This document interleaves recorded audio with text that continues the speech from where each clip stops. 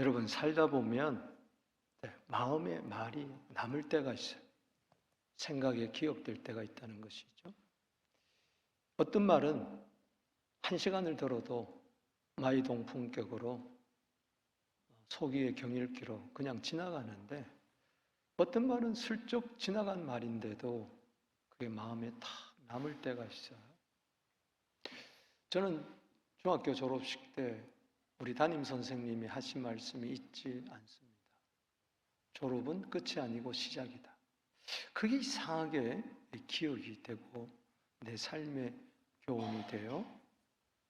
그래서 그것을 나 나름대로 적용을 해서 어떤 막다른 골목에 이를 때에 또 새로운 출발을, 또 희망을 가지고, 또 이제 다 됐다 그럴 때, 다 이루었다 그럴 때 긴장을 늦추지 않고 이제 그것을 디딤돌로 삼아서 새로운 세계로 나간다. 나름대로 여러 가지 이제 삶의 교훈을 얻습니다. 사람의 말도 그런데 하물며 하나님의 말씀은 어떠할까? 여러분, 오늘 여러분 마음에 남아있는 말씀, 기억되는 말씀이 무엇입니까? 세상 사람들은 하나님의 말씀이 마음에 없어요. 골로새서 3장 16절에 그리스도의 말씀이 풍성히 거한다. 그것은 무슨 이야기일까요? 자꾸 말씀이 떠오르고 생각이 난다는 겁니다. 그것은 단지 암송이 아닙니다.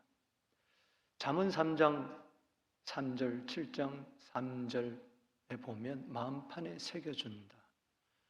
먼저 말씀이 내 속에 감동이 되고 잠언 2장 10절 말씀처럼 내 속에 들어와서 살아 역사할 때에 하나님이 친히 성령의 불로 막 새기듯이 새겨줘요. 그럴 때가 있다는 거죠. 항상 그런 건 아니에요. 모세가 시내산에 오를 때에 하나님께서 출애굽기 31장 우리 18절에 보면은 그 두 돌비에다가 친히 기록하셨다. 그렇습니다. 모세가 받아가지고 돌판에다 기록한 게 아니죠. 그렇습니다. 이제는 하나님께서 성령을 보내주시고 고린도후서 3장 3절 말씀처럼 육의 마음판에다가 새겨준다 그랬어요. 사람은 60만이 있는 게 아니고 마음이 있습니다. 이 마음판에다가 성령께서 새겨준다. 오늘 하나님의 말씀이 이 예배를 통하여 새겨지게 되기를 바랍니다. 때로는 성경을 읽다가 또 듣다가 묵상하다가 기도하다가 문득 성령께서 새겨준 말씀을 떠오르게 하는 거죠. 내 마음에 없는 말씀을 절대 하나님은 주지 않습니다. 성령은 생각나게 하잖아요. 내가 너에게 이런 말을 생각나게 하리라. 그랬기 때문에 요한복음 14장 26절 또 요한복음 15장 26절 등지에 보면 그렇습니다. 저는 그래서 기도할 때 하나님 이번 주는 어떤 말씀을 전할까요? 새벽에는 이미 본문이 정해져 있기 때문에 그 본문 따라 하면 됩니다만 저는 주일날 강의 설교를 하지 아니하고 본문 설교를 하는 편인데, 그래서 어떤 말씀을 전할까? 이게 상당한 고민입니다. 턱 피고 오늘 이거 전해야 되겠다 그럴 수가 없잖아요. 에레미야 23장 18절에 보면 선지자는 하나님의 회의에 들어가서 말씀을 받아 백성들에게 전하라 그랬어요. 그럴 때 그 말씀이 불이 되고 방망이가 된다, 알곡이 된다. 에레미야 23장 28절 29절에 그렇게 이야기하고 있죠. 특별히 절기 설교할 때는 늘 그게 판에 박힌 설교를 하기가 쉬우니까 늘 참 긴장을 하며 내가 잘하는 설교, 내가 하고픈 설교가 아니고 쉽게 이야기하는 그냥 땜빵식으로 해버리는 게 아니고 하나님 앞에 나가서 보좌 앞에 나가서 말씀하옵소서 주의 종이 듣겠습니다. 사무엘상 3장 10절 말씀처럼 이번에 온 성도들이 종료주일 맞이해서 오시는데 또 한 주간 특별 새벽 기도를 하는데 말씀을 주세요 하면서 간절히 기도할 때에 문득 떠오른 말씀, 내 마음에 이미 새겨져 있는 말씀을 떠오르게 하셨습니다. 특별히 저는 시편 40편을 잊을 수가 없습니다. 하나님이 내 마음판에 영원토록 새겨졌기 때문에 천국에까지 가서도 이 말씀은 저는 결코 잊을 수가 없을 것입니다. 시편 40편 2절 말씀에 기가 막힐 웅덩이와 수렁에서 나를 끌어오르시고 내 발을 반석 위에 두사 내 걸음을 견고하게 하셨도다. 전 이 말씀을 잊을 수가 없어요. 눈물로 새겨진 말씀, 아픔으로 새겨진 말씀이었습니다. 이 말씀 속에 우리 교회가 살았고 내가 살았고, 왜 그러느냐? 나사렛 성전을 지을 때 이야기입니다. 웅덩이를 심히 크게 파놔놓고 나사렛 성전만큼 웅덩이를 파았으니 그때 상황이 이루 참 힘들었습니다. 여러 가지로 저 웅덩이에 사람들 빠지면 어떡하나 등등 조소와 힘든 이야기들이 많았습니다. 기가 막힐 웅덩이, 수렁. 그때 성전 지을 때 지금 주차장이지만 저기 트레일러를 갖다 놓고 거기서 365일 새벽 기도할 때, 전기도 들어오지 않았을 때 거기에 촛불을 먼저 켜놓고 예배 드릴 때입니다. 주일날도 새벽 기도를 했어요. 그때는 오후 2시 예배였어요. 저 1560번 단다스 웨스트에서 빌려볼 때인데, 그때 주일날 저는 새벽에 한 장씩 읽잖아요. 지금 베드로후서 1장 끝났지만 계속 창세기부터 계시록 22장까지 지금 몇 바퀴째 돌리는지 계속. 근데 그때는 시편 40편이었어요.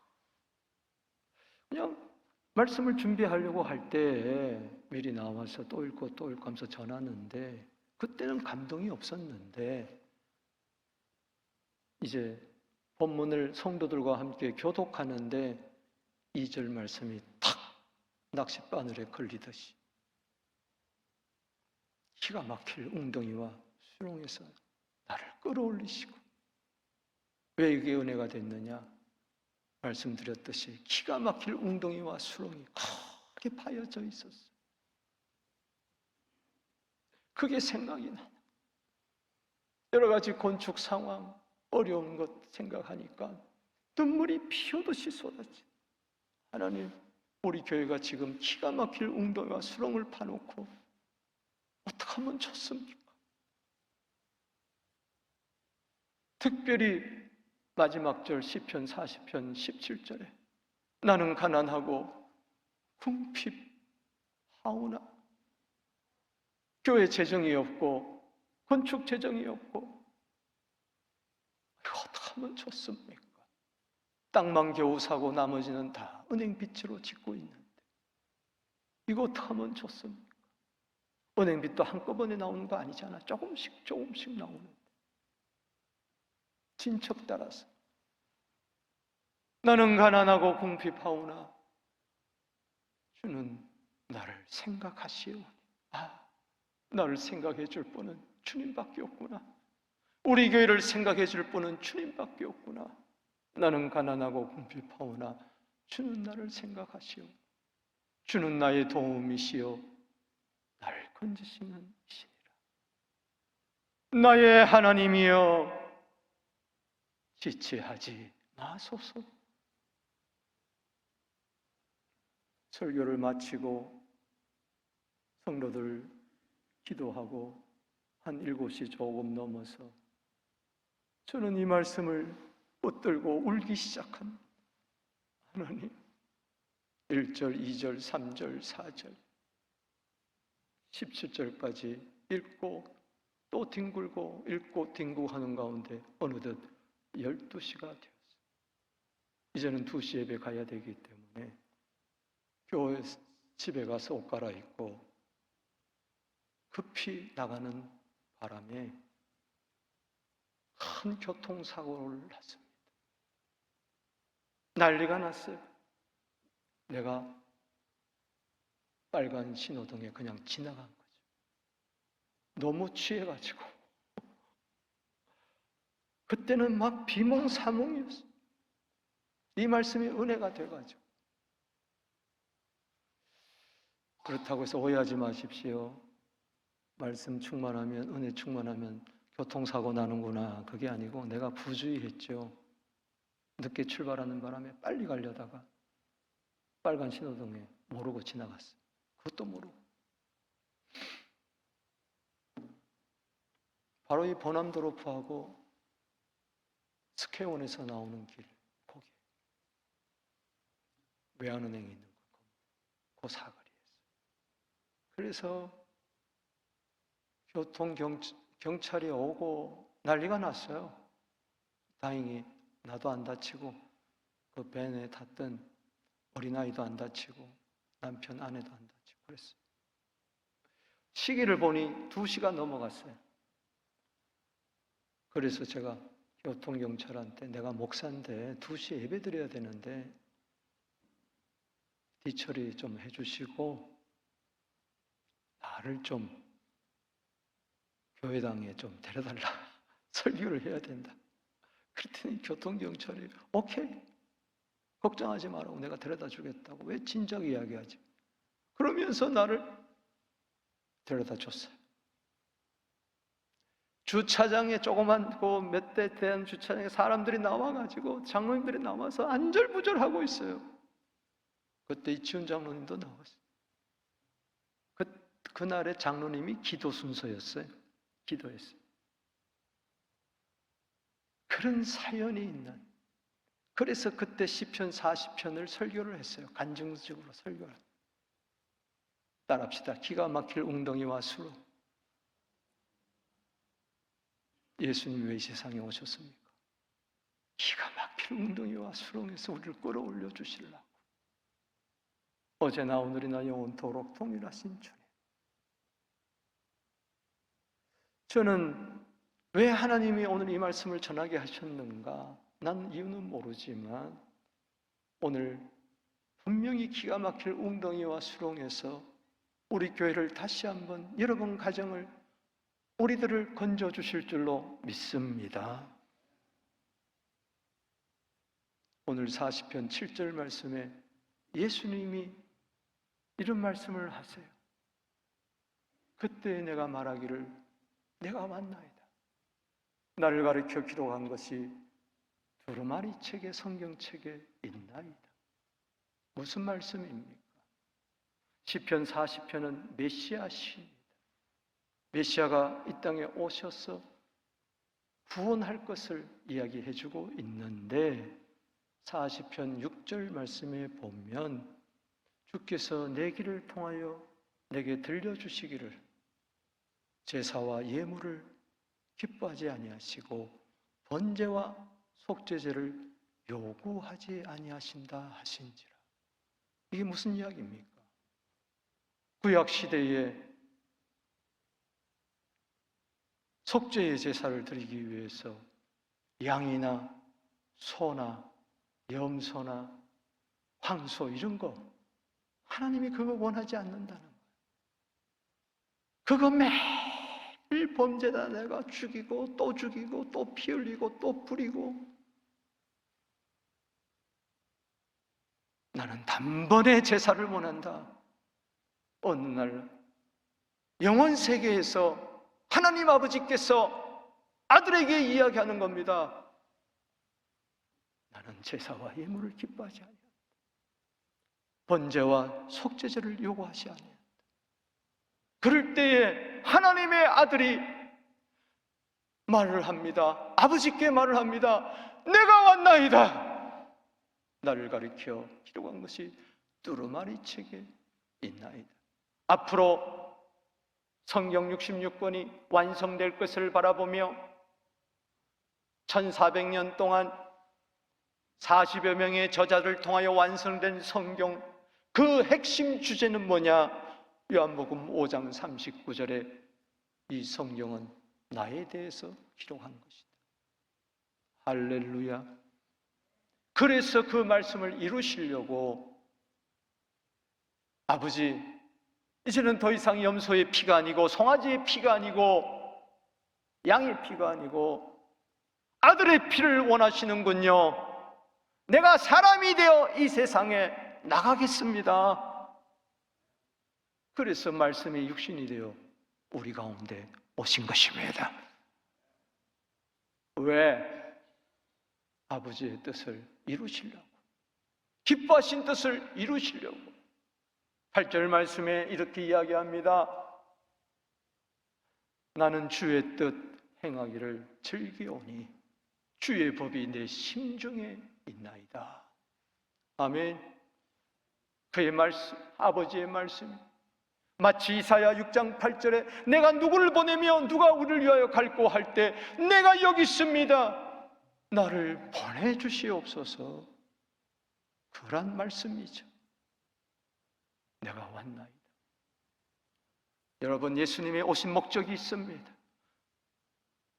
마치 기가 막힐 웅덩이와 수렁에 빠져서 헤매이고 방황하고 염려하고 걱정하고 절망하는 이 인생들을 끌어올리시려고, 십자가의 손으로 끌어올리시려고, 그래서 그 발을 반석 위에, 예수님 신령한 반석 위에 올려놓고 그 걸음을 천성길로 향하여 뚜벅뚜벅 걸어가게 하시려고 오신 것이죠. 누가복음 19장 10절에 인자가 온 것은 잃어버린 자를 찾아 구원하려 하심이라. 하나님의 형상으로 창조함을 받았지만은 사탄의 유혹에 넘어가서 선악을 알게 하는 나무를 따먹으로 말미암아 기가 막힐 웅덩이와 수렁에 빠져있는 이 인생들, 정치로 건질 것이냐, 경제로 건질 것이냐, 그 선인으로 건질 것이냐, 그 무엇으로 건질 것이냐, 하나님의 아들 예수의 피밖에 없다. 그래서 예수님은 이 땅에 오신 겁니다. 하나님의 아들이 사람이 먹고 있다 오신 분이, 건지려고 구원하시려고 오신 그분이 바로 예수. 그래서 누구든지 예수를 믿으면 구원을 얻을 줄로 믿습니다. 종료주의를 맞이해서 예수님이 왜 오셨는가? 2000년 전에 예수님이 마리아의 몸으로 오실 때 성령으로 잉태되어 오셨습니다. 아브라함과 다윗의 자손, 약속의 자손으로 오셨습니다. 30년 사생애를 보내셨습니다. 세례받으시고 공생애를 시작하셨습니다. 오심의 목적을 계속 이루기 위해서 한 걸음 한 걸음 골고다를 향하여 가시며, 이제 예수님의 3년 그 공생의 마지막 더 라스트 빅이 다다랐습니다. 그날이 종료주일입니다. 월화수목 금요일에 이제 십자가에 달려 돌아가는 겁니다. 그렇기 때문에 예수님의 오심의 절정은 십자가입니다. 십자가 없는 부활 없습니다. 십자가 없는 기적은 새빨간 허무맹랑한 이야기인 것입니다. 그래서 예수님은 내가 왔나이다. 그래서 스가랴 9장 9절에 예수님의 오심의 절정을 이렇게 이야기하고 있습니다. 시온에 따라 기뻐할지어다. 예루살렘에 따라 즐거이 부를지어다. 보라! 내 왕이 내게 임하나니 그는 공의로우며 구원을 베푸시기 위하여 겸손하여 나귀에 적은 것 곧 나귀 새끼를 타셨느니라. 할렐루야. 그래서 나귀 새끼를 타고 겸손하여 공의의 왕, 구원의 왕이 임하는 것입니다. 공의로 구원을 베푸시기 위해서 십자가로 하나님의 공의를 만족하고 우리를 구원하기 위해서 지금 종료주일에 입성하시는 겁니다. 종료가 나무가지를 들고 겸손하여 나귀 새끼를 타고 오시는 그 예수를 향하여 호산나 호산나 외칩니다. 구원하소서 구원하소서. 저들은 정치적인 메시아로 로마의 압정에서 구원해달라고 외치고 있습니다. 앞뒤가 맞지 않죠. 지금까지 예수님이 수많은 기적을 베푸셨던 것은 다른 게 아닙니다. 구원을 보여주기 위해서. 할렐루야. 그때에 내가 왔나이다, 이 말씀이 성취되는 거예요. 저는 오늘 시편 40편 통해서 기가 막힐 웅덩이와 빠진 인생을 구원하러 오신 그 예수님의 구원 사역에 대해서 세 가지로 나누어서 말씀을 드리고자 하는 것입니다. 그래서 먼저 1절에서 5절, 6절에서 10절, 11절에서 17절까지 나누어서 말씀을 드리겠습니다. 먼저 1절에서 5절은 왜 하나님의 아들이 이 세상에 사람 몸고 이 땅에 오셔서 십자가에서 달려 돌아가셔야만 했는가? 그 이유는 우리로 하여금 새 노래의 찬송을 부르게 하시려고 그렇습니다. 여러분, 내가 여호와를 기다리고 기다렸더니 귀를 기울이사 나의 부르심을 들으셨도다. 기가 막힐 웅덩이와 수렁에서 나를 끌어올리시고 내 발을 반석 위에 두사 내 걸음을 경고케 하셨도다. 단지 구원하시기 위해서가 아니고, 단지 기가 막힐 웅덩이와 수렁에서, 환난의 수렁에서 건지기 아니고 하나님께 찬송을 드리려고, 할렐루야, 새 노래 곧 우리 하나님께 올릴 찬송을 내 입에 두셨으니 많은 사람이 보고 두려워하여 여호와를 의지하리로다. 아멘이십니까? 새 노래입니다. 세상에 팝송도 있고 샹송도 있고 트로트도 있고 엔카도 있고 베레벨 노래가 다 있지만은 그것은 새 노래가 아닙니다. 새 노래는 천국의 노래입니다. 구원의 노래입니다. 하나님이 받으시는 찬송입니다. 유행가 백날 불어봐라, 하나님이 받으시는가? 필요 없다는 것이 아닙니다. 새 노래가 필요합니다. 우리 교회에 천국의 노래가 필요합니다. 그래야 많은 사람들이 보고 들과 여호와를 의지할 것입니다. 호산나 찬송을 부를 때 사람들이 어쩌고 저쩌고 할 때에 누가복음 19장 40절 말씀에 이 사람들이 잠잠하면 돌들이 소리 지르리라. 돌이 새 노래를 부른다는 것입니다. 여러분, 예수님이 예루살렘에 입성하셔서 성전에 들어가셨습니다. 장사치들을 다 쫓아내고 내 집은 만민이 기도하는 집이라. 그런데 어찌 강도의 소굴을 만들었느냐? 그때 성전 안에 들어가셔서 맹인의 눈을 고치고 다리 저는 자의 절름발을 고쳤습니다. 그때의 젖먹이와 어린아이들이 찬양을 하기 시작합니다. 대장들은 싫어하죠. 이상히 여기면서 미워합니다. 마태복음 21장 15절 16절에 보면 대장들과 서기관들이 예수께서 하시는 이상한 일과 성전에서 소리질러 호산나, 아이들이 다윗의 자손이여 하는 어린아이들을 보고 진노하고 화내고, 찬송 부르자는데 왜 화를 냅니까? 찬송하자는데 왜 화를 내고 불평합니까? 안 된다는 것이죠. 종교주의자들이죠. 예수께서 말하되 그들이 하는 말을 듣느냐? 예수께서 이러시되 그렇다, 어린 아기와 젖먹이의 입에서 나오는 찬미를 내가 온전하게 하셨다 하는 읽어본 일이 없느냐? 시편 8편 2절을 말하는 것이죠. 여러분, 어린 아기지만은 젖먹이가 노래할 때 대적들을 물리치는 권능이 임할 줄로 믿습니다. 찬송은 능력입니다. 한 길로 왔다가 일곱 길로 도망갈 쥐하다. 새 노래의 완성이 어디서 이루어집니까?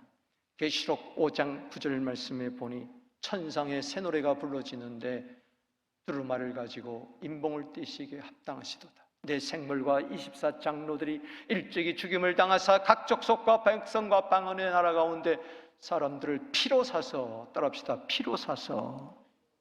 새 노래 속에는 하나님의 피가 있습니다. 주의 보혈 능력 있도다. 기가 막힐 웅덩이와 수렁에서 나를 건지는 것은 십자가의 피밖에 없습니다. 십자가의 도가 멸망하는 자에게는 미련하게 보이지만은 구원 얻은 우리에게는 하나님의 능력이다. 보혈의 능력이다. 고린도서 1장 18절 말씀입니다. 계시록 8장 3절 말씀에 보니 어떻게 이루어집니까? 거기에 계시록 8장 3절 말씀에 새 노래가 또 나옵니다. 한번 보겠습니다. 자, 시작. 그들이 보좌 앞과 내 생물과 그리고 장로들 앞에서 소노래를 따라합시다. 새 노래를 부르니. 누구냐? 누가 새 노래를 부르느냐? 앞에서는 천사들, 교회를 대표하는, 성도를 대표하는 장로들이 부르는데, 여기서는 땅에서 성령을 받은 14만 4천 명 외에는 능히 이 노래를 배울 자가 없더라.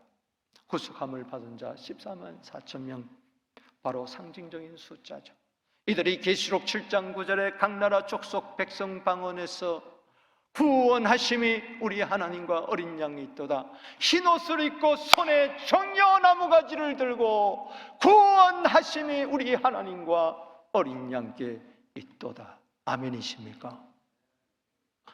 여러분, 새 노래를 불러보았습니까?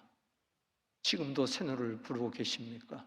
시편 33편 1절에 새 노래를 부르며 연주할지어다. 시편 149편 1절에 새 노래를 부르며 성도들 가운데 찬송이 있을지어다. 이번 우리 고난주간 거치면서, 부활주일 거치면서, 새 노래의 그 천국의 노래를 우리 교회 38주년 맞이해서 다 함께 부르게 되기를, 어린아이도 부르게 되기를, 남녀노소 할 것 없이 천국의 노래를 미리 이 땅에서 부르는 은혜가 있게 되기를 주의 이름으로 축복하는 것입니다. 새 노래를 부르십시다. 어둠은 물러갈 줄로 믿습니다. 새 노래가 바로 골로새서 3장 16절의 시와 신령한 노래인 줄로 믿습니다. 성령 충만한 노래, 십자가 보혈의 찬송을 날마다 부르게 되기를 주의 이름으로 축원합니다. 내가 매일 십자가 앞에 더 가까이 가오니 구세주의 불린 의 피로써 나를 통케 하소서. 아멘이십니까? 날마다 새 노래를 부르십시다. 힘들 때, 어려울 때, 안 될 때라도, 기쁠 때라도 새 노래, 새 노래. 이 백성은 날 위하여 지었나니 나의 찬송을 부르게 하려 하심이라. 스바냐 3장 17절 말씀처럼 새 노래를 부를 때 너는 내 노래다. 할렐루야. 주님이 기뻐 찬송 부를 줄로 믿습니다. 화답하실 줄로 믿습니다. 두 번째 6절에서 10절 말씀, 내가 왔나이다. 왜 하나님의 아들이 아버지의 음성을 듣고 이 세상에 오셨는가? 의의 기쁜 소식을 전하기 위해서. 9절 말씀에 내가 많은 회중 가운데서 의의 기쁜 소식을 전하였나이다. 여호와여, 내가 내 입술을 닫지 않을 줄을 주께서 아시나이다. 하나님의 아들이 이 세상에 오셔서 전한 소식은 바로 뭐냐? 하늘의 기쁜 소식을 전했습니다. 천사들이 이야기합니다. 누가복음 2장 10절 말씀에 온 세상에 미칠 큰 기쁨의 좋은 소식을 너희에게 전하노라. 예수님이 전할 것을 이야기하는 것이죠. 의의 기쁜 소식. 하나님의 의를 준다는 거예요. 우리에게 의를 준다는 거예요. 여러분, 최고의 기쁨은 의의 기쁨인 줄로 믿습니다. 복음인 줄로 믿습니다. 마가복음 1장 1절에 하나님의 아들 예수 그리스도가 복음인 줄로 믿습니다. 복음은 유앙겔리온 기쁜 소식입니다. 이것을 입술을 닫지 않게 되기를 주 이름으로 축원합니다. 주여, 나도 천국 복음을 전하게 하여 주시옵소서. 예수님이 이 땅에 오신 것은 마태복음 4장 17절 말씀에 예수님의 첫 성입니다. 첫 일성이 뭡니까? 회개하라, 천국이 가까웠느니라. 천국, 그것은 바로 로마서 14장 17절에 의와 평강과 희락이 있는 곳인 줄로 믿습니다. 여러분, 예수님이 이 세상에 오셔서 의의 기쁜 소식을 전하는데 숨기지 아니했어요. 10절 말씀에도 보면은 주의 공의를 내 심중에 숨기지 아니하고 주의 성실과 구원을 선포하였으며 많은 회중 가운데서 주의 인자와 진리를 감추지 아니하였나이다. 말씀하신 예수님은 의의 기쁜 소식을 3년 동안 아낌없이 다 전하신 줄로 믿습니다. 십자가 위에서도 전하신 줄로 믿습니다. 사랑하는 성도 여러분, 말씀이 기쁨입니까? 뭐가 기쁨이에요? 요즘 뭘로 인하여 기뻐합니까? 시편 19편 8절에 주의 계명은 정직하여 내 영혼을 기쁘게 한다 그랬는데, 시편 119편 92절에 만약에 주의 계명이 나의 즐거움이 되지 않았다면 나는 고난 가운데서 멸망할 거라고 그랬는데, 주의 말씀이 내 꿀송이보다 더한 기쁜 소식이 되게 하여 주시옵소서. 여러분, 예수님이 사복음 가운데서 다 말씀을 녹한 그 모든 것은 기쁜 소식이에요. 특별히 마태복음 21장 이후로, 그리고 마가복음 11장 이후로, 그리고 누가복음 19장 28절 이후로, 특별히 요한복음 12장 12절 이후로 바로 예수님께서 겸손하여 나귀 새끼를 타시고 예루살렘에 입성하셔서 전하신 말씀이니, 오늘부터 바로 그 말씀들을 날마다 묵상하게 되기를 바랍니다. 그 말씀 따라 월요일, 또 화요일, 수요일, 목요일, 금요일까지 말씀을 듣게 되기를 주 이름으로 축복하는 것입니다. 이 고난주간에 그 말씀을 잊어버리면 안 됩니다. 반드시 그 날짜 따라 있게 되기를 주 이름으로 축원합니다. 그래서 기쁨이 넘쳐나게 되기를 주 이름으로 축복하는 것입니다. 예수님이 이 땅에 오신 목적이 뭡니까? 내가 왔나이다. 왜 와서 의의 기쁜 소식을 전합니까? 요한복음 15장 11절 말씀에 뭐라고 이야기했습니까? 예수님은 예루살렘에 입성하셔가지고 마가의 다락방에서 요한복음 15장 14장, 15장, 16장 말씀을 하시는데, 그 한가운데 15장 11절 말씀에 내가 이것을 기쁜 소식을 너희에게 전하는 것은 내 기쁨이 너희 안에 있어 너희 기쁨을 충만하게 하려 함이니라. 아멘. 예수님은 요한복음 17장에 십자가에 달려 돌아가시기 전 대사장적인 기도를 하면서 누가복음 17장 13절 말씀에 하나님, 내가 이 말을 하는 것은 내 기쁨이 저희 안에 있어 저희 기쁨이 충만하게 하려 함이니라. 이 고난주간에 십자가 보혈을 깨닫고 구원의 기쁜 소식을 깨닫고 기쁨이 충만하게 되기를 주 이름으로 축복하는 것입니다. 이사야 12장 2절 3절에서 구원의 기쁨에서 샘물을 마시게 되기를 바라는 것입니다. 여러분, 왜 고난주간에 특별 새벽 기도를 하나요? 왜 피곤한데도 말씀을 먼저 듣나요? 예수님이 예루살렘에 입성하셔서 누가복음 21장, 마태복음 24장, 마가복음 13장 종말장을 이야기하며 재림을 이야기하며 이렇게 부탁합니다. 누가복음 21장 36절에 시험에 들지 않도록 항상 깨어 기도해라. 그러면서 38절에 뭐라고 이야기합니까? 낮에는 예수님은 성전에 가서 가르치고 밤에는 감난산에 가서 기도하셨어요.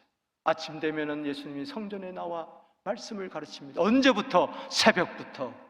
그래서 모든 백성이 그 말씀을 들으려고 이른 아침에 성전에 나아가더라. 아멘이십니까? 바로 저거는 고난주간에 있는 말씀이에요. 고난주간에 호산나 호산나만 외치지 아니하고 저들은 이른 아침부터 와 해서 예수님이 전하는 그 말씀을 새벽부터 경청하고 마음판에 새긴 줄로 믿습니다. 이번 주간에 성전에 나와 들으시고, 그렇지 않다면 꼭 온라인을 통해서 생명의 말씀을 듣고 기가 막힐 웅덩이와 수렁에서 건짐받게 되길 바랍니다. 시편 107편 20절에 말씀을 보내어 우리를 건져주시고 고쳐주실 줄로 믿습니다. 마지막으로 세 번째, 11절에서 20절까지 17절까지 왜 오셨는가? 죄에서 우리를 구원하시려. 11절에 보면 여호와여 주의 긍휼을 내게서 거두지 마시고 주의 인자와 진리로 나를 항상 보호하소서. 왜 그렇습니까? 12절에 수많은 재앙이 나를 둘러싸고 나의 재앙이 나를 덮침으로 우러러 볼 수도 없으며 죄가 나의 머리털보다도 더 많은 내가 낙심하였어. 그렇습니다. 죄값은 사망입니다. 고통입니다. 바로 기가 막힐 웅덩이와 수렁은 2절에 뭡니까? 가장 깊은 웅덩이, 스스로 헤어날 수 없는 웅덩이와 수렁은 바로 죄악의 웅덩이입니다. 거기서 예수님이 우리를 건지시는 겁니다. 예수님이 친히 그 모든 죄값을 다 담당하시고 재앙을, 저주를 갈라디아 3장 13절에 다 담당하시고 로마서 6장 23절에 죄값은 사망인데 그것을 다 담당하시고 세상 죄를 지고 가는 하나님의 어린 양이 되어서 이사야 53장 5절에 그가 찔림은 우리의 허물을 인함이고 그가 상함은 우리의 죄악을 인함이라. 그가 징계를 받음으로 평안을 누리고 채찍에 맞음으로 남을 입었도다. 우리는 다 양 같아서 그렇게 행하여 각기 제 길로 갔거든 여호와께서는 우리 무리의 죄악을, 나의 죄악을, 머리털보다도 더 많은 나의 죄악을 그에게 담당시키셨도다. 내 대신 머리털보다 더 많은 죄를 다 뒤집어 쓰신 거죠. 그래서 나를 마태복음 1장 21절에 죄에서 구원하신 줄로 믿습니다. 그래서 예수님은 저 죄에서 나를 구원하시려고 목요일날 밤에 다락방에서 성찬식을 행하시면서 마태복음 26장 28절 말씀에 이것은 죄사함을 얻게 하려고 많은 사람을 위하여 흘리는 바 나의 피 곧 언약의 피니라. 내가 왔나이다. 왜 왔습니까? 피 흘리려고. 왜? 히브리서 9장 22절에 피 흘림이 없이는 사함이 없기 때문에 이 피를 마셔야 영생을 얻습니다. 여러분 예수의 피를 믿습니까? 할렐루야 찬양하세.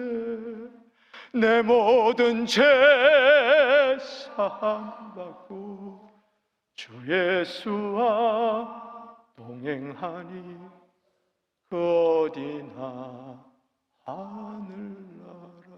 죄사함의 기쁨이 그 어디나 하늘나라. 예수님과 동행하고 이 다음에 영원한 저 천국에 우리는 입성할 줄로 믿습니다. 디모데전서 1장 15절 말씀입니다. 믿보다 모든 사람이 받을 만한 이 말이요 그리스도 예수께서 죄인을 구원하러 세상에 임하셨다. 죄인 중에 내가 회수를. 그런데 주님이 흰 눈처럼 죄를 짓지 아니한 것처럼 깨끗하게 용서해 주신 줄로 믿습니다. 보혈로 내 죄를 씻었으니 나도 내가 왔나이다. 나도 저들의 죄를 사하여 주옵소서. 누가복음 23장 34절에 그렇게 이야기했던 것처럼 이번 종료주일 맞이하여 고난주간 맞이하여 예수의 피가 나의 붉은 죄를 엄만 죄 가운데서 멸망의 죄에서 나를 건지셨다면 여러분들도 형제의 죄를 다 용서해 주게 되기를 주 이름으로 축원합니다. 예수의 피로 용서하게 될지어다. 예수의 피로 용서함을 받았으니 그렇게 될지어다. 여러분, 죄는 부끄럽습니다. 나를 향하여 여기 14절 13절에 여호와의 은총을 베푸사 나를 구원하소서. 여호와여, 나를 속히 도우소서. 왜? 조롱하고 핍박하는 자들이 많이 있습니다.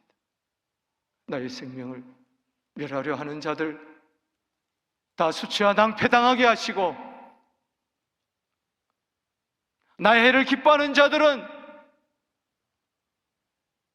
다 욕을 당하게 하시고, 물러가 욕을 당하게 하시고, 나를 향하여 15절에 하하 하며 조소하는 자들은 자기 수치로 말미암아 놀라게 하소서. 예수님 그래서 마태복음 26장 67절에 침뱉음을 당하고 우리가 당해야 할 온갖 조소와 온갖 비방을 한 몸에 담으시고 채찍을 당하시고 부끄러움을 개의치 아니하시고 십자가에서 그 우리를 부끄러움에서 구원하신 줄로 믿습니다.